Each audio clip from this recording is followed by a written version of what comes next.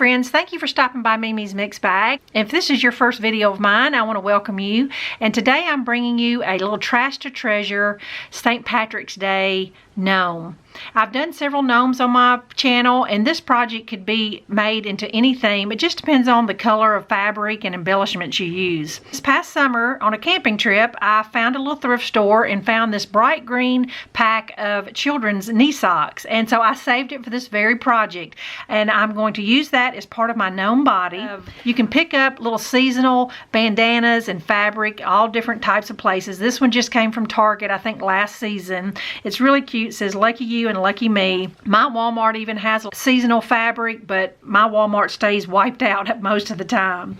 So what I'm going to do is I'm going to use this coffee creamer bottle. It kind of comes up and has like a neck shape. So I just thought it would lend itself great to making a gnome. So I'm going to take the scissors and get off this little plastic label, and then I'm going to take one of the tube socks and just slip it over the bottle and hot glue it around the neck. Now you may have heard a little rattle in there, and I didn't have any sand or beans, so I just put a few glass marbles I had in there just to give it a little stability so it won't knock over so easily. So when I come back, I'll have my sock all attached to my bottle. Alright, as you can see, my long tube sock is way bigger than my bottle. I'm going to just cut it off here.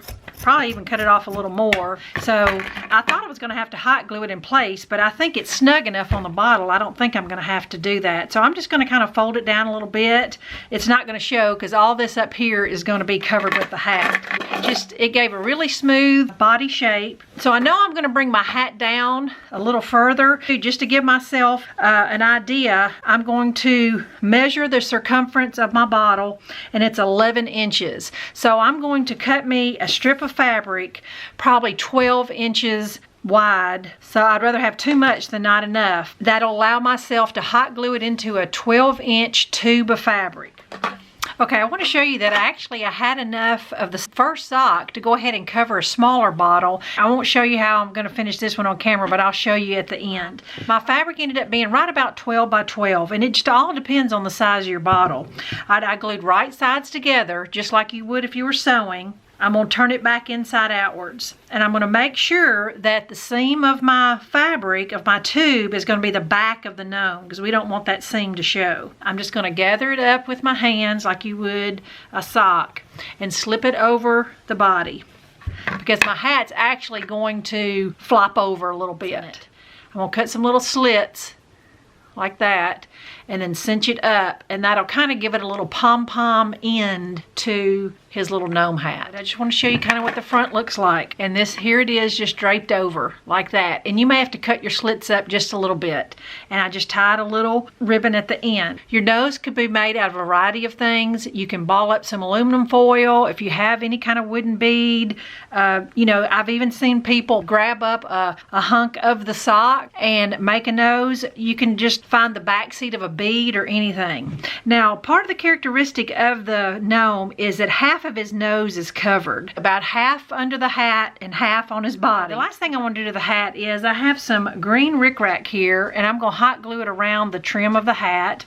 All right, now to do my whiskers, I'm going to measure from the bottom of my hat to my body, and it's about 6 inches. So I'm going to wrap it about 50 times around this piece of wood. And I'm going to take a little piece here and slip it under. It's the same process as making a tassel. Tie it real tight. Now I'm going to hold my string right here and slip it off your cardboard or whatever you got. And then I'm going to cut the loops in half. If I made my whiskers too long, I can always trim them short. Okay, so now I have like that. This is where you can take like a wire brush if you have one and really fuzz it out if you want to. I'm going to nestle it as tight as I can up under that nose to give him a big orange mustache beard. And I may even put a little on the sides of the nose so it'll stretch out a little bit. Hope you can see what I'm doing here.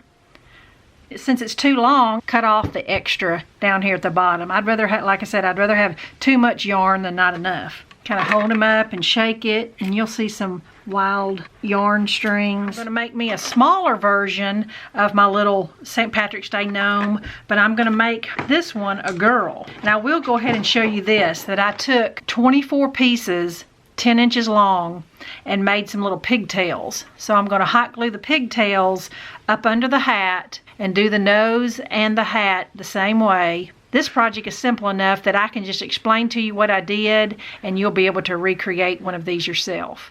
All right, got some better lighting here. This is my Mr. and Miss Gnome, and didn't do much else to my little fella other than just trimmed up his bushy mustache. I think that turned out really cute.